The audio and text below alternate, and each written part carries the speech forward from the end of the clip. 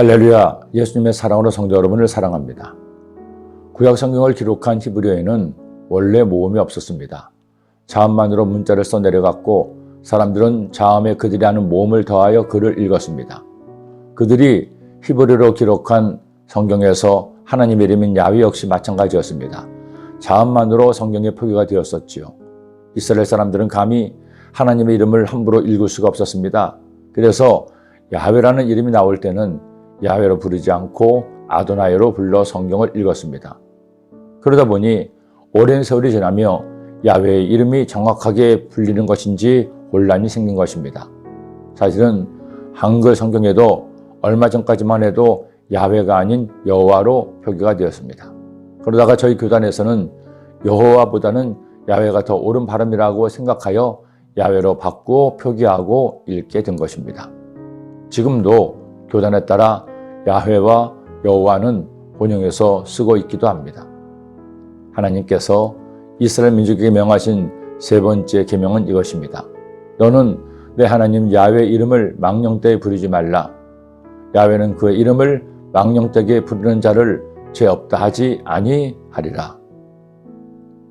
야훼란 이름은 출애굽기 3장에서 하나님께서 모세를 만나실 때 직접 가르쳐 주신 이름입니다. 하나님이 모세에게 이르시되 나는 스스로 있는 자니라.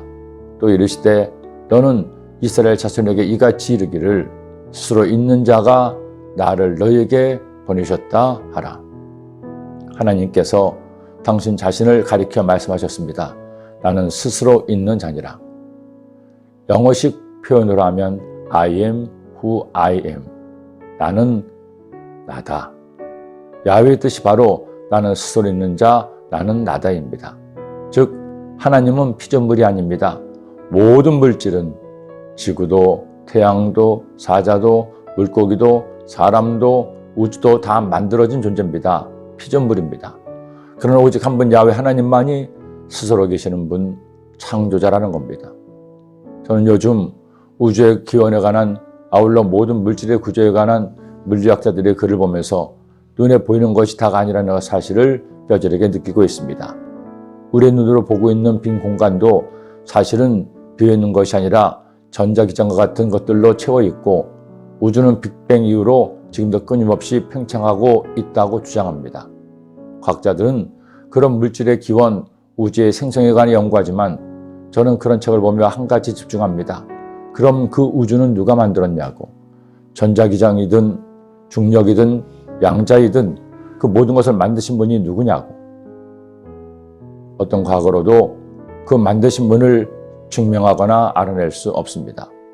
무에서 유의 창조는 오직 한 분 야훼 하나님이 하신 일이기 때문입니다. 이제는 예수님께서 십자가 달려 죽으시고 부활하심으로 더 이상 율법에 매여 살 필요는 없습니다. 예수님께서 율법을 완성하셨기 때문입니다.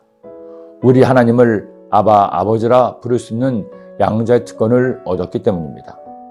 하지만 그렇다고 해서 우리 하나님 아버지 야훼 하나님의 위엄과 권위가 사라진 것이 아닙니다.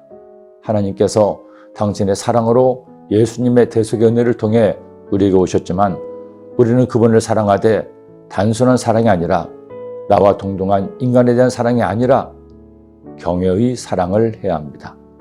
두렵 떨리는 마음으로 하나님을 믿고 섬기며 그분만을 찬양하며 살아야 합니다. 하나님을 내가 잘되는 수단으로 삼아서는 안 됩니다. 하나님은 나를 만드신 나의 창조주이시니 그분을 믿고 섬기되 종국에는 하나님이 나의 삶의 목적이 되어야 합니다. 내 이름으로 불려지는 모든 자, 곧 내가 내 영광을 위하여 창조한 자를 오게 하라. 그를 내가 지었고 그를 내가 만들었느니라. 복된 주일, 주님께 영광 돌리는 예배자가 되기를 기도합니다. 기도드립니다. 사랑의 주님, 오늘도 주의 말씀을 주심을 감사합니다.